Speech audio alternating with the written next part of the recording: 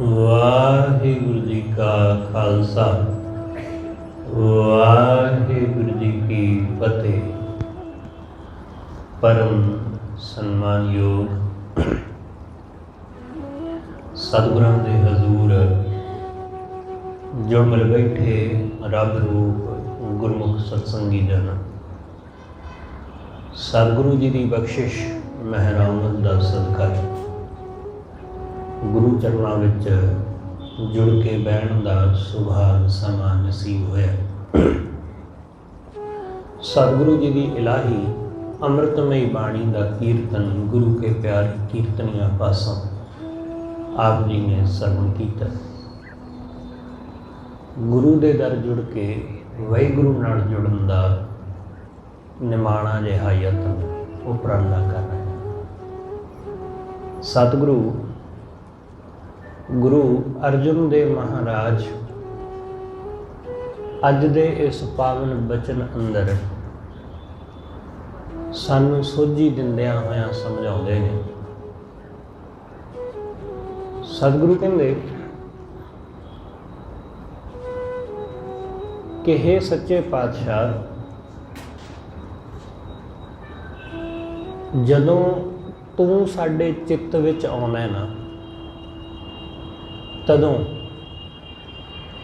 सब पासे सुख ही सुख बन जाता है। जदों तू साडे मन विच वसदा है तां हर चीज़ सुखदाई लगदी है।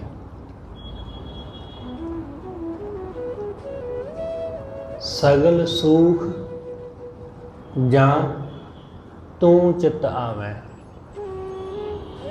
हे वाहिगुरु, जदों तू मेरे चित्त विच आउणा है तां सगल सुख, सारे सुख ने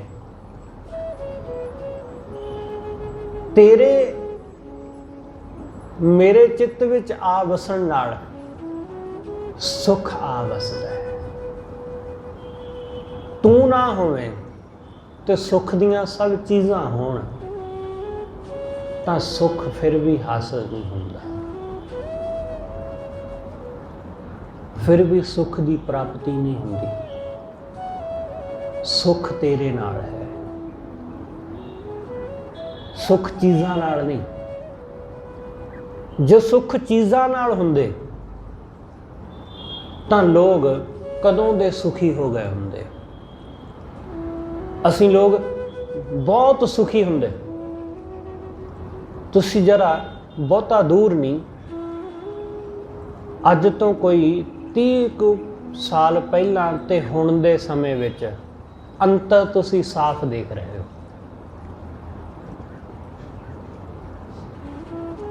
उदों विच ते हुण विच बड़ा फर्क है। कोई मैं 1000 साल या 100-200 साल पुरानी गल नहीं, कोई 25-30 साल। जो अज सुख सहूलतां ने उस वक्त नहीं सन। जो उस वक्त सुख सहूलतां सन हुण उन्हां दी कोई वैल्यू नहीं है।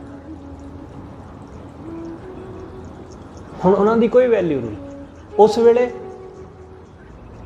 घरां विच लगे होए लैंडलाइन टैलीफोन उन्हां दी बड़ी महत्ता सी,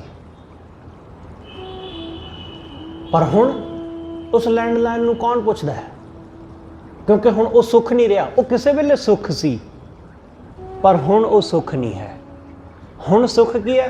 हुण मोबाइल फोन सुख है।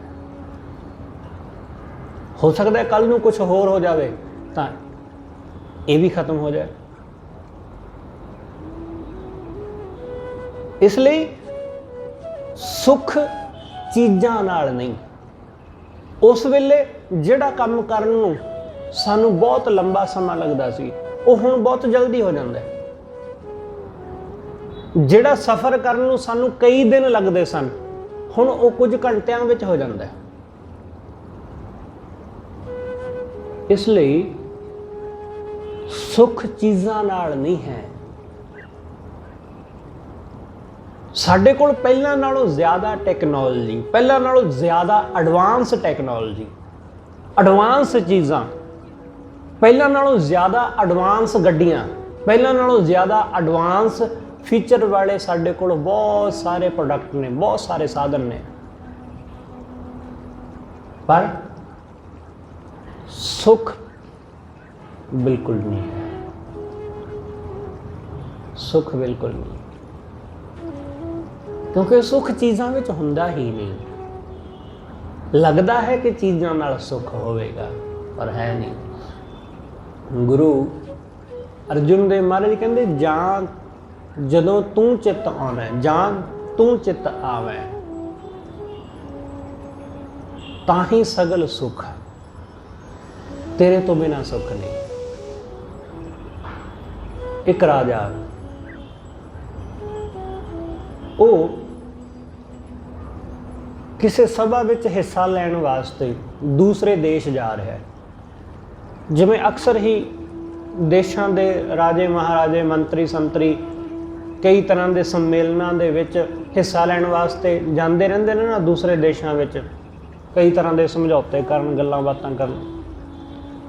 वो दूसरे देश विच गया। हुण उन्हां वेलियां दे विच एक राजे दियां कई राणियां होया करदियां सन। उहदियां बहुत सारियां राणियां ने। राजे ने जाण तो पहलां अपनियां सारियां राणियां नूं सुनेहा दिता है कि उन्हां नूं सुनेहा दिओ कि मैं फलाने देश विच जा रहा कुछ दिनों वास्ते, कुछ महीने भी लग सकते हैं। तो उस देश विच बहुत सारिया वधिया चीज़ां मिलदियां। तुसीं कुछ मंगवाउणा चाहुंदे होवो तां दस देवो, तुहाडे वास्ते जो कहोगे वो लिया दिता जाएगा। जदों राणियां ने सुनिया वो बड़ियां खुश होईयां। इसलिए उन्होंने जो जो उन्हों की डिमांड सी, जो जो उन्हों की इच्छा सी, उन्होंने सारिया ने वो लिख दिता। जो जो दसिया गया सिपाहियां ने, जो भी राजे के मंत्रियों ने राणियां कोलों सुनिया, उन्हों का नाम लिख के लिख लिया कि फलानी राणी ने आ मंगया, दूसरी ने आ मंगया, तीसरी ने आ मंगया, चौथी ने आ मंगया। सारियां दियां डिमांडां लिख लिया गईयां। राजा चला गया। कुछ दिन गुजरे, एक दो महीने गुजरे, वो राजा वापस आया। वापस आके जिहड़ी जिहड़ी राणी ने जो जो मंगया सी उसनूं ओ दे दिता गया। किसी ने गहने मंगे, उसनूं गहने दे दिते गए। किसी ने हार श्रृंगार का समान मंगया, उन्होंने वो दे दिता गया, उहदे कमरे विच वो पहुँचा दिता गया। किसी ने वधिया कपड़े लीड़े मंगे, उसनूं कपड़े लीड़े दे दिते गए। किसी ने खाण पीण की चीज़ उत्थों मंगवाई, उसनूं वो दिती गई। जिन्हें जो मंगया उसनूं वो दे दिता गया। राणियां बड़ियां खुश। राजे नूं आया कई दिन हो गए, 2-4 दिन गुजरे, हफ्ता गुजर गया, 10-15 दिन गुजर गए, पर राजा किसी राणी नूं मिलण ना गया। वो किसी कोल ना गया। राणियां बड़ियां हैरान हुईयां। वो एक दूसरी नूं पुछदियां कि की राजन तुहाडे कोल आए? तो सब यही आखदियां कि नहीं, वो साडे कोल नहीं आए। जिस दिन दे वो बाहरों आए ने, उस दिन दे असीं उन्हां नूं वेख्या ही नहीं। सोचदियां कि शायद किधरे होर चले गए होणगे, कोई एमरजेंसी होवेगी, उन्होंने दसिया नहीं होना, अचानक जाना पै गया होवेगा। एक दिन राज दरबार लगा तो पता लग्या कि राजा राज दरबार में मौजूद है। जदों राज दरबार खत्म होया, सारे मंत्री संतरी आपो अपने थाहां नूं चले गए, तो राणियां ने राजे नूं जाके पुछया कि जिस दिन दे तुसीं इत्थे वापस आए हो, उस दिन दे तुसीं सानूं मिले नहीं, सानूं अपने दर्शन नहीं दिते।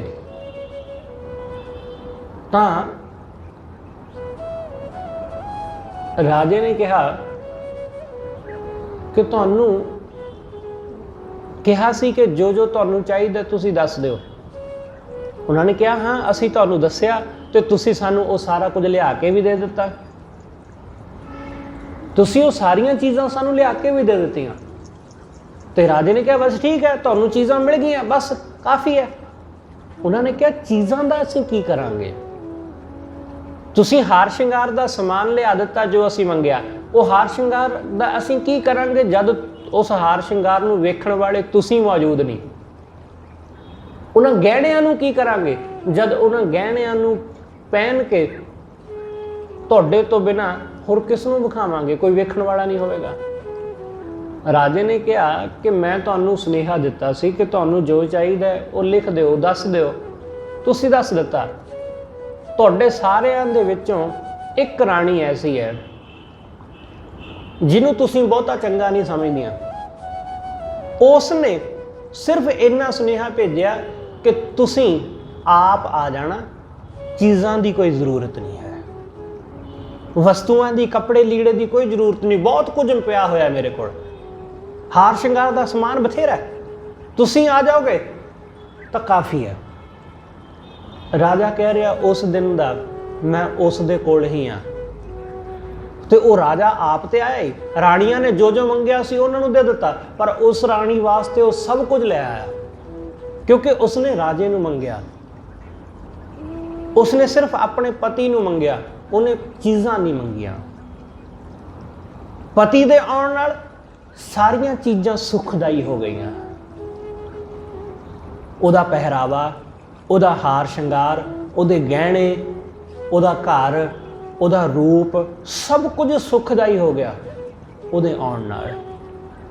ਦੂਸਰੀਆਂ ਰਾਣੀਆਂ ਨੂੰ ਸਾਰੀਆਂ ਚੀਜ਼ਾਂ ਤਾਂ ਮਿਲ ਗਈਆਂ, ਗਹਿਣਾ ਗੱਟਾ ਮਿਲ ਗਿਆ, ਕੱਪੜਾ ਲੀੜਾ ਮਿਲ ਗਿਆ, ਹਾਰ ਸ਼ਿੰਗਾਰ ਦਾ ਸਮਾਨ ਮਿਲ ਗਿਆ, ਸਭ ਕੁਝ ਮਿਲ ਗਿਆ, ਪਰ ਸੁੱਖ ਨਹੀਂ ਮਿਲਿਆ ਕਿਉਂਕਿ ਸੁੱਖ ਪਤੀ ਦੇ ਆਉਣ ਨਾਲ ਹੀ ਹੈ, ਸੁੱਖ ਪਰਮੇਸ਼ਰ ਦੇ ਆਉਣ ਨਾਲ ਹੀ ਹੈ। ਸਤਿਗੁਰੂ ਕਹਿੰਦੇ ਸਗਲ ਸੁਖ ਜਾਂ ਤੂੰ ਚਿੱਤ ਆਵੇਂ।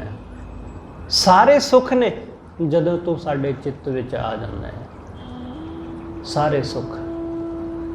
ਉਹਦੇ ਤੋਂ ਬਿਨਾਂ ਸੁੱਖ ਹੈ ਹੀ ਨਹੀਂ, ਉਹਦੇ ਤੋਂ ਬਿਨਾਂ ਆਨੰਦ ਹੈ ਹੀ ਨਹੀਂ।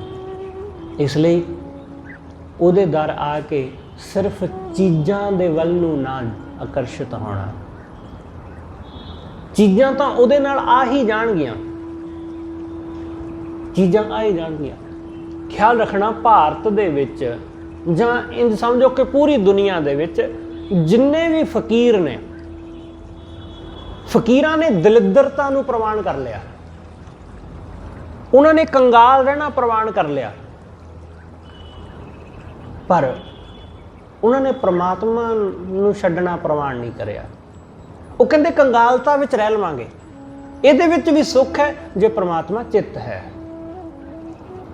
ਇਸ ਲਈ ਫਕੀਰਾਂ ਨੂੰ ਤੁਸੀਂ ਵੇਖੋ ਕਿ ਕੁਝ ਵੀ ਨਹੀਂ ਕੋਲ ਉਹਨਾਂ ਦੇ, ਖਾਲੀ ਦੇਖਣ ਨੂੰ ਲੱਗਦਾ ਕੰਗਾਲ, ਕਿ ਰੋਟੀ ਵੀ ਨਹੀਂ ਹੈ, ਕੋਈ ਦੇ ਜਾਂਦਾ ਤਾਂ ਠੀਕ ਹੈ, ਨਹੀਂ ਤਾਂ ਨਾ ਸਹੀ। ਕੱਪੜਾ ਵੀ ਕੋਈ ਪਹਿਨਣ ਨੂੰ ਬਹੁਤਾ ਵਧੀਆ ਨਹੀਂ ਹੈ, ਕਈ ਵਾਰੀ ਤੇ ਫਟੇ ਪੁਰਾਣੇ ਕੱਪੜੇ, ਕਈ ਵਾਰੀ ਤੇ ਉਹ ਵੀ ਨਹੀਂ, ਨੰਗਾ ਹੀ ਤੁਰਿਆ ਫਿਰਦਾ। ਰਹਿਣ ਦਾ ਵੀ ਕੋਈ ਬਹੁਤਾ ਸਾਧਨ ਨਹੀਂ ਹੈ, ਝੁੱਗੀ ਹੈ, ਕੋਈ ਕੁੱਲੀ ਹੈ, ਜਾਂ ਹੋ ਸਕਦਾ ਉਹ ਵੀ ਨਹੀਂ ਹੈ। ਫਕੀਰ ਉਹ ਪ੍ਰਮਾਤਮਾ ਨੂੰ ਚੁਣਦਾ, ਉਹ ਚੀਜ਼ਾਂ ਨੂੰ ਨਹੀਂ ਚੁਣਦਾ। ਇਸ ਲਈ ਉਹ ਕਹਿੰਦਾ ਕਿ ਜੇ ਮੈਨੂੰ ਦਲਿੱਦਰਤਾ ਵਿੱਚ ਵੀ ਰਹਿਣਾ ਪਵੇ, ਮੈਂ ਉਹਦੇ ਵਿੱਚ ਵੀ ਸੁੱਖ ਮਨਾਵਾਂ, ਮੈਨੂੰ ਦੁੱਖ ਵਿੱਚ ਵੀ ਰਹਿਣਾ ਪਵੇ, ਮੈਂ ਦੁੱਖ ਵਿੱਚ ਵੀ ਰਾਜ਼ੀ। ਉਹਦੇ ਲਈ ਉਹੀ ਸੁੱਖ ਹੈ। ਦੋ ਫਕੀਰ ਉਹ ਅਕਸਰ ਵਿਚਰਦੇ ਰਹਿੰਦੇ ਸਨ। ਉਹਨਾਂ ਦਾ ਇੱਕ ਛੋਟਾ ਜਿਹਾ ਸਥਾਨ ਸੀ ਕਿਸੇ ਪਿੰਡ ਦੇ ਵਿੱਚ, ਉਹਨਾਂ ਦਾ ਇੱਕ ਛੋਟੀ ਜਿਹੀ ਉਹਨਾਂ ਨੇ ਕੁੱਲੀ ਬਣਾਈ ਹੋਈ ਸੀ। ਉਹ ਕਦੇ ਕਦੇ ਉੱਥੇ ਆ ਕੇ ਰਹਿੰਦੇ ਸਨ, ਜ਼ਿਆਦਾਤਰ ਉਹ ਘੁੰਮਦੇ ਫਿਰਦੇ ਰਹਿੰਦੇ ਸਨ, ਇੱਧਰ ਉੱਧਰ ਪਿੰਡਾਂ ਸ਼ਹਿਰਾਂ ਵਿੱਚ ਵਿਚਰਦੇ ਰਹਿੰਦੇ। ਵਰਖਾ ਦੇ ਦਿਨ ਸਨ, ਉਹ ਘੁੰਮਦਿਆਂ ਘੁਮਾਉਂਦਿਆਂ ਜਦੋਂ ਆਪਣੇ ਰਹਿਣ ਦੇ ਸਥਾਨ ਆਪਣੀ ਕੁੱਲੀ ਪਹੁੰਚੇ ਤਾਂ ਕੀ ਵੇਖਦੇ ਨੇ ਕਿ ਹਨੇਰੀ ਨਾਲ ਉਹਨਾਂ ਦੀ ਕੁੱਲੀ ਦਾ ਅੱਧਾ ਛੱਪਰ ਉਹ ਟੁੱਟ ਚੁੱਕਾ ਹੈ।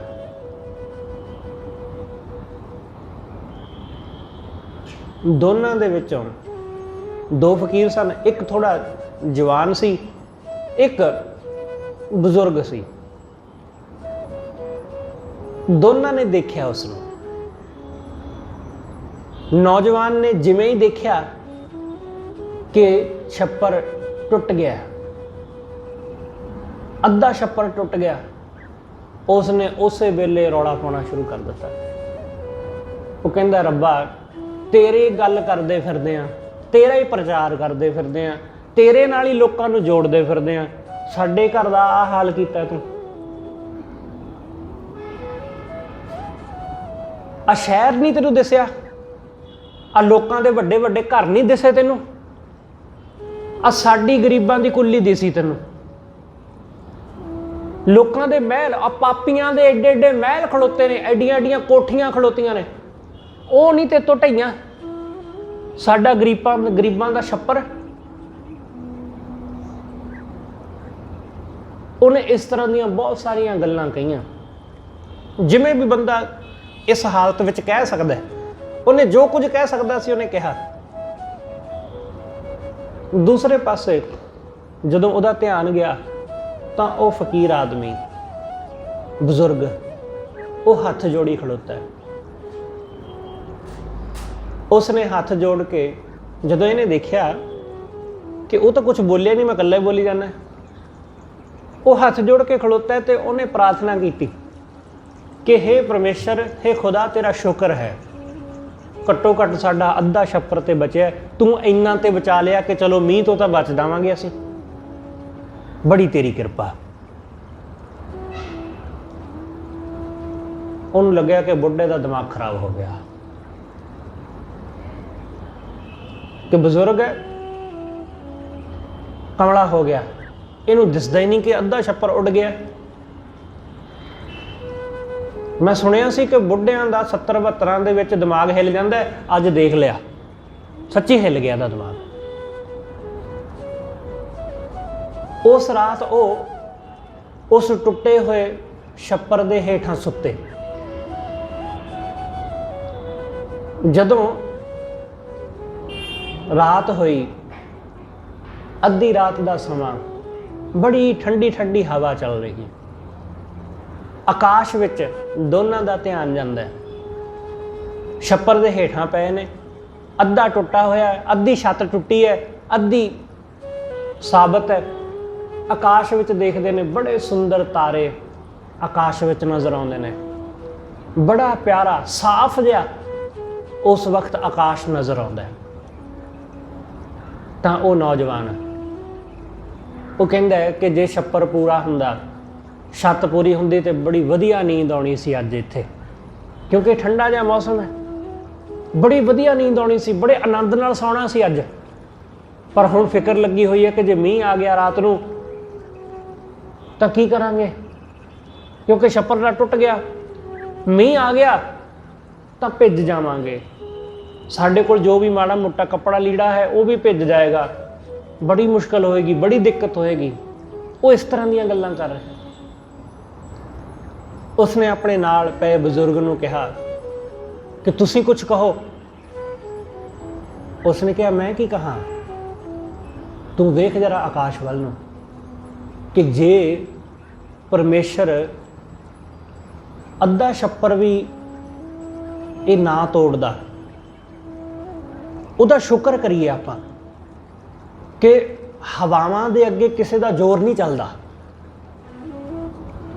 ਹਨੇਰੀ ਜਦੋਂ ਚੱਲਦੀ ਹੈ ਉਹਦੇ ਅੱਗੇ ਕੋਈ ਬੰਦਾ ਟਿਕਦਾ, ਪਰ ਵਾਹਿਗੁਰੂ ਦਾ, ਉਸ ਖੁਦਾ ਦਾ ਸ਼ੁਕਰ ਕਰ ਕਿ ਉਸ ਪਰਮੇਸ਼ਰ ਨੇ ਅੱਧਾ ਛੱਪਰ ਸਾਡਾ ਬਚਾਤਾ,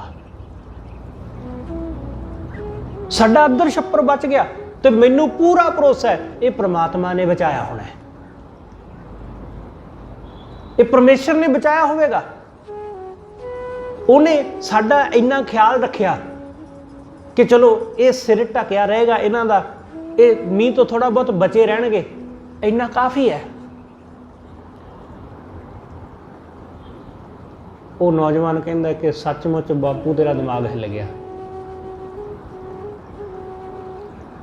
ਮੈਂ ਕੁਝ ਹੋਰ ਕਹਿ ਰਿਹਾ, ਤੂੰ ਕੁਝ ਹੋਰ ਕਹਿ ਰਿਹਾ, ਜੋ ਮੈਂ ਕਹਿ ਰਿਹਾ ਤੇਰੀ ਸਮਝ ਨਹੀਂ ਆ ਰਿਹਾ। ਮੀਂਹ ਆ ਗਿਆ ਤੇ ਰਾਤ ਨੂੰ ਆਪਾਂ ਦੋਨੋਂ ਮੀਂਹ ਵਿੱਚ ਭਿੱਜਾਂਗੇ, ਠੰਡ ਨਾਲ ਬਿਮਾਰ ਹੋ ਜਾਵਾਂਗੇ, ਤੈਨੂੰ ਨਜ਼ਰ ਨਹੀਂ ਆਉਂਦਾ ਹੈ। ਉਸਨੇ ਕਿਹਾ ਜੋ ਮੈਨੂੰ ਨਜ਼ਰ ਆ ਰਿਹਾ ਤੂੰ ਉਹ ਦੇਖ ਕਿ ਆਕਾਸ਼ ਕਿੰਨਾ ਸੁੰਦਰ ਨਜ਼ਰ ਆ ਰਿਹਾ ਹੈ। ਜੇ ਛੱਪਰ ਪੂਰਾ ਹੁੰਦਾ, ਟੁੱਟਾ ਨਾ ਹੁੰਦਾ ਤਾਂ ਅਸੀਂ ਇਹ ਮੌਸਮ ਦੇਖ ਹੀ ਨਹੀਂ ਸੀ ਪਾਣਾ, ਸਾਨੂੰ ਇਹ ਸੁੰਦਰ ਟਿਮਟਿਮਾਉਂਦੇ ਤਾਰੇ ਨਜ਼ਰ ਹੀ ਨਹੀਂ ਸੀ ਆਉਣੇ, ਸਾਨੂੰ ਇਸ ਠੰਡੀ ਤਾਜ਼ੀ ਹਵਾ ਦਾ ਅਹਿਸਾਸ ਹੀ ਨਹੀਂ ਸੀ ਹੋਣਾ। ਇਸ ਲਈ ਉਹਦਾ ਸ਼ੁਕਰ ਹੈ, ਹੇ ਖੁਦਾ ਤੇਰਾ ਸ਼ੁਕਰ ਹੈ ਕਿ ਤੂੰ ਆਪ ਕਿਰਪਾ ਕਰਕੇ ਇਹ ਸਾਡਾ ਅੱਧਾ ਛੱਪਰ ਬਚਾ ਲਿਆ, ਤੂੰ ਆਪ ਕਿਰਪਾ ਕਰਕੇ ਸਾਨੂੰ ਆਪਣੀ ਖੂਬਸੂਰਤ ਕੁਦਰਤ ਦਾ ਨਜ਼ਾਰਾ ਵਿਖਾਇਆ। ਹੁਣ ਇਹ ਦ੍ਰਿਸ਼ਟੀਆਂ ਨੇ, ਜਿਹਦੇ ਚਿੱਤ ਵਿੱਚ ਵਾਹਿਗੁਰੂ ਹੈ ਉਹਦੇ ਲਈ ਟੁੱਟਾ ਹੋਇਆ ਛੱਪਰ ਵੀ ਸੁਖਦਾਈ ਹੈ, ਜਿਹਦੇ ਚਿੱਤ ਵਿੱਚ ਪਰਮੇਸ਼ਰ ਨਹੀਂ ਹੈ ਉਹਦੇ ਲਈ ਭਾਵੇਂ ਮਹਿਲ ਵੀ ਖੜਾ ਹੋਵੇ ਉਹਦੇ ਲਈ ਉਹ ਵੀ ਦੁਖਦਾਈ ਹੈ। ਇਸ ਲਈ ਗੱਲ ਸਿਰਫ ਇੰਨੀ ਹੈ ਕਿ ਸਾਡੇ ਚਿੱਤ ਵਿੱਚ ਕੀ ਹੈ, ਸਾਡੇ ਮਨ ਵਿੱਚ ਕੀ ਹੈ। ਸਤਿਗੁਰੂ ਕਹਿੰਦੇ ਸਗਲ ਸੁਖ ਜਾਂ ਤੂੰ ਚਿੱਤ ਆਵੈ। ਹੇ ਵਾਹਿਗੁਰੂ ਸਾਰਾ ਸੁੱਖ ਹੈ, ਆਨੰਦ ਹੈ ਜੇ ਤੂੰ ਚਿੱਤ ਵਿੱਚ ਆ ਜਾਂਦਾ ਹੈ। ਇਸ ਲਈ ਵਾਹਿਗੁਰੂ ਨੂੰ ਚਿੱਤ ਵਿੱਚ ਵਸਾਉਣਾ ਤਾਂ ਦੁੱਖ ਵੀ ਸੁੱਖ ਵਰਗਾ ਲੱਗੇਗਾ, ਦੁੱਖ ਵੀ ਸੁੱਖ ਜੈਸਾ। ਅਸੀਂ ਲੋਕ ਤਾਂ ਸੁੱਖ ਨੂੰ ਵੀ ਦੁੱਖ ਵਿੱਚ ਬਦਲ ਲੈਂਦੇ ਹਾਂ। ਸਾਡੇ ਘਰਾਂ ਵਿੱਚ ਸੁੱਖ ਹੁੰਦਾ, ਅਸੀਂ ਸੁੱਖ ਨੂੰ ਵੀ ਦੁੱਖ ਵਿੱਚ ਤਬਦੀਲ ਕਰ ਲੈਂਦੇ ਹਾਂ। ਤੁਸੀਂ ਵੇਖੋ ਵਿਆਹਾਂ ਸ਼ਾਦੀਆਂ ਤੇ ਕੀ ਹੁੰਦਾ, ਸ਼ਾਇਦ ਹੀ ਕੋਈ ਐਸਾ ਵਿਆਹ ਹੋਵੇ ਜਿੱਥੇ ਲੜਾਈ ਨਾ ਹੁੰਦੀ ਹੋਵੇ। ਜੀਜਾ ਗੁੱਸੇ ਹੋ ਗਿਆ, ਫੁੱਫੜ ਗੁੱਸੇ ਹੋ ਗਿਆ, ਜਾਂ ਮਾਸੜ ਗੁੱਸੇ ਹੋ ਗਿਆ, ਆ ਮਾਮਾ ਨਾਰਾਜ਼ ਹੋ ਗਿਆ। ਕਿਹੜੀ ਗੱਲ ਤੋਂ? ਗੱਲ ਕੁਝ ਵੀ ਨਹੀਂ, ਕਿ ਜੀ ਮੈਨੂੰ ਪੁੱਛਿਆ ਨਹੀਂ ਕਿਸੇ ਨੇ। ਸੁੱਖ ਨੂੰ ਵੀ ਲੋਕ ਦੁੱਖ ਵਿੱਚ ਬਦਲ ਲੈਂਦੇ ਨੇ। ਮੈਂ ਆਇਆ ਤੇ ਮੇਰੇ ਆਉਂਦਿਆਂ ਨੂੰ ਕੁਰਸੀ ਨਹੀਂ ਰੱਖੀ ਮੇਰੇ ਸਾਹਮਣੇ। ਲੋਕ ਸੁੱਖ ਨੂੰ ਵੀ ਦੁੱਖ ਵਿੱਚ ਬਦਲ ਲੈਂਦੇ ਨੇ, ਤਾਂ ਦੁੱਖ ਨੂੰ ਸੁੱਖ ਵਿੱਚ ਕਿੱਥੋਂ ਬਦਲਣਗੇ ਲੋਕ? ਇਸ ਲਈ ਸਾਡੇ ਸਮਾਜ ਵਿੱਚ ਮੂਰਖਾਂ ਦੀ ਕਮੀ ਨਹੀਂ ਹੈ, ਪਰ ਸਿਆਣਾ ਕੋਈ ਕੋਈ ਹੁੰਦਾ ਹੈ ਜਿਹੜਾ ਟੁੱਟੇ ਛੱਪਰ ਵਿੱਚੋਂ ਵੀ ਸੁੱਖ ਦੇਖ ਲੈਂਦਾ ਹੈ, ਜਿਹੜਾ ਘਾਟੇ ਵਿੱਚੋਂ ਵੀ ਲਾਭ ਦੇਖ ਲੈਂਦਾ ਹੈ, ਜਿਹਨੂੰ ਦੁੱਖ ਵੀ ਸੁੱਖ ਜੈਸਾ ਜਾਪਦਾ ਹੈ, ਜਿਹਨੂੰ ਪੈਰ ਵਿੱਚ ਖੁੱਭੀ ਹੋਈ ਸੂਲ ਵੀ ਸੁੱਖ ਲੱਗਦੀ ਹੈ ਕਿ ਵਾਹਿਗੁਰੂ ਸ਼ੁਕਰ ਹੈ ਤੇਰਾ ਕਿ ਸੂਲ ਹੀ ਖੁੱਭੀ ਹੈ, ਕੋਈ ਬਹੁਤ ਵੱਡੀ ਗੱਲ ਨਹੀਂ ਹੋ ਗਈ। ਇਸ ਲਈ ਸਤਿਗੁਰੂ ਕਹਿੰਦੇ ਸਗਲ ਸੁਖ ਜਾਂ ਤੂੰ ਚਿਤ ਆਵੈ। ਸਾਰੇ ਸੁੱਖ ਨੇ ਜਦੋਂ ਤੂੰ ਚਿੱਤ ਵਿੱਚ ਆਉਣਾ ਹੈ। ਸੋ ਨਾਮ ਜਪੈ ਜੋ ਜਨ ਤੁਧ ਭਾਵੈ। ਹੇ ਵਾਹਿਗੁਰੂ ਉਹ ਤੇਰਾ ਨਾਮ ਜਪਦਾ ਜਿਹੜਾ ਤੈਨੂੰ ਭਾਉਂਦਾ ਹੈ, ਜਿਹੜਾ ਤੈਨੂੰ ਪਿਆਰਾ ਲੱਗਦਾ ਹੈ, ਜੋ ਪਰਮੇਸ਼ਰ ਨੂੰ ਭਾਉਂਦਾ ਹੈ। ਇਸ ਲਈ ਇਹ ਖਿਆਲ ਰੱਖਣਾ ਕਿ ਤੁਸੀਂ ਉਸ ਨੂੰ ਜ਼ਰੂਰ ਚੰਗੇ ਲੱਗੇ ਹੋਵੋਗੇ, ਤਾਂ ਹੀ ਤਾਂ ਉਹ ਤੁਹਾਨੂੰ ਸੱਦ ਕੇ ਲੈ ਆਇਆ ਇੱਥੇ ਆਪਣੇ ਦਰ ਤੇ। ਜੇ ਤੁਹਾਨੂੰ ਨਾ ਪਾਉਂਦਾ ਹੁੰਦਾ ਜਾਂ ਤੁਹਾਡਾ ਪਰਮੇਸ਼ਰ ਨੂੰ ਚੰਗਾ ਨਾ ਲੱਗਦਾ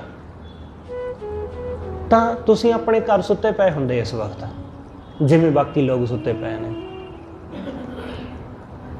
ਉਹਨੂੰ ਭਾਇਆ, ਉਹਨੂੰ ਚੰਗਾ ਲੱਗਾ ਕਿ ਤੁਸੀਂ ਇੱਥੇ ਆ ਕੇ ਬੈਠੋ ਤਾਂ ਤੁਸੀਂ ਬੈਠੇ ਹੋ। ਜਿਹੜਾ ਉਸ ਨੂੰ ਨਹੀਂ ਪਾਇਆ ਉਹ ਆਪਣੇ ਘਰ ਪਿਆ ਹੈ, ਉਹਨੂੰ ਨੀਂਦ ਪਿਆਰੀ ਹੋ ਗਈ। ਜਿਹਨੂੰ ਨੀਂਦ ਪਿਆਰੀ ਨਹੀਂ ਹੋਈ, ਜਿਹਨੂੰ ਗੁਰੂ ਪਿਆਰਾ ਹੋ ਗਿਆ, ਉਹ ਗੁਰੂ ਦੇ ਦਰ ਆ ਪਹੁੰਚਾ। ਸਤਿਗੁਰੂ ਕਹਿੰਦੇ ਸੋ ਨਾਮ ਜਪੈ, ਉਹ ਜਪਦਾ ਜੋ ਜਨ ਤੁਧ ਭਾਵੈ, ਜਿਹੜਾ ਤੈਨੂੰ ਭਾਉਂਦਾ ਹੈ।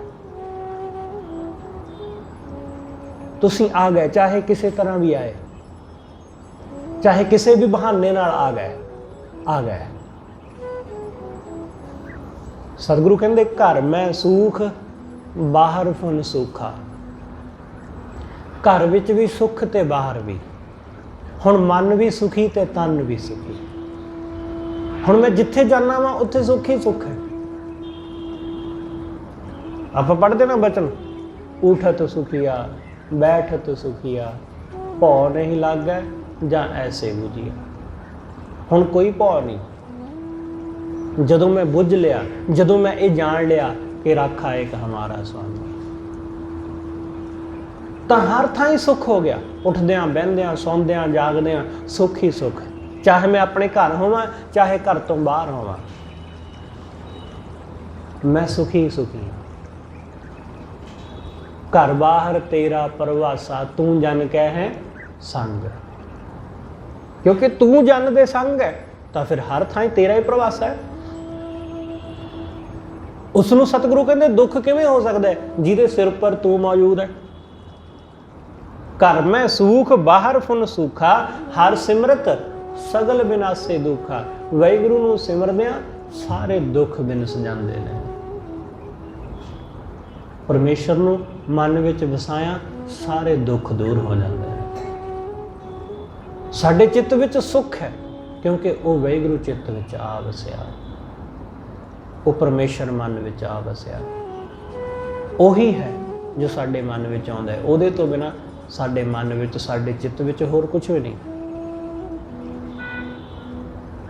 इसलिए जे चित्त विच कुछ होर है, माया है, तो सुख नहीं होवेगा। जे मन विच माया चल रही है, मन विच चीज़ां घुमदियां फिरदियां, मन विच वासना घुमदी फिरदी है, तो सतगुरु कहंदे फिर सुख नहीं है। सुख तां ही है जो वाहिगुरू मन विच है। ਉਹਨੂੰ सिमरिया सारे दुख विनस जाते हैं। हर सिमरत सगल विनाशे दुखा, सगल सुख जां तू चित आवे। सारे सुख ने जदों तू चित्त विच आ जांदा है। सो जन सो नाम जपै जो जन तुध भावै। ਉਹ नाम जपदा है जिहड़ा तैनूं भाउंदा है, जिहड़ा तैनूं प्यारा लगदा है। रहा मन तन शीतल जप नाम तेरा। हे सच्चे पातशाह, मन ते तन शीतल हो जाता है। मन तन शीतल हो जाता है तेरा नाम जप के, तेरा नाम सिमर के। जिहड़ा भी तेरे नाम नूं जपदा है उहदा मन तन शीतल हो गया। मन तन शीतल जप नाम तेरा, हर हर जपत टहै दुख डेरा। वाहिगुरू नूं जपदिआं दुखां दा डेरा टह जांदा है। सतगुरु कहंदे दुख रहिंदा ही नहीं। साडे अंदर जो दुखां ने डेरा लाया होया, ये दुखां दा डेरा उस वक्त टह जांदा है जदों परमेश्वर साडा सहाई हुंदा है। सतगुरु की कहंदे ने? सतगुरु कहंदे दुख रोग का डेरा भन्ना। उन्हें दुख ते रोग का डेरा भन्न दिता। कदों? जदों परमेश्वर दिता बनना। परमेश्वर ने बन ला दिता, उन्हें रोक ला दी राह दे विच। जदों रोक लग गई तो अपने आप दुख खत्म हो गया। जिमें कोई दरिया है, हर साल जदों वरखा की रुत आउंदी है तो उहदा एक किनारा टुट जाता है। हर साल टुट जाता है। बहुत सारियां थावां ऐसियां ने कि हर साल वो टुटदा ही टुटदा है। क्यों टुटदा है? क्योंकि उसनूं पक्का नहीं किया गया।